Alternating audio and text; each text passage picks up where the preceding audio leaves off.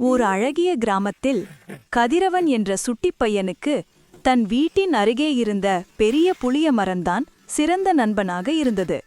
அதனை அவன் தாத்தா புளிய மரம் என்று அழைத்து நிழலிலும் கிளைகளிலும் விளையாடி மகிழ்ந்தான்.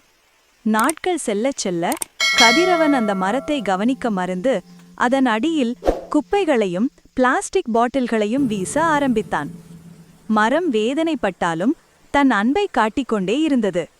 ஒரு கடுமையான கோடையில் வெப்பம் தாங்காமல் சுத்தமான காற்றுக்காக தவித்த கதிரவன் மீண்டும் அந்த மரத்தின் அடியில் ஓடி வந்தான். தான் குப்பை போட்டிருந்தும் மரம் தனக்கு குளிர்ந்த நிழலையும் உயிர்காற்றையும் தருவதைக் கண்டு மரங்கள் நமக்கு எல்லாவற்றையும் தரும் உண்மையான நண்பர்கள் என்பதை உணர்ந்தான். உடனே அவன் தனது தவறை உணர்ந்து குப்பைகளை அகற்றி மரத்தை பாதுகாப்பதாக உறுதிமொழி எடுத்துக்கொண்டான்.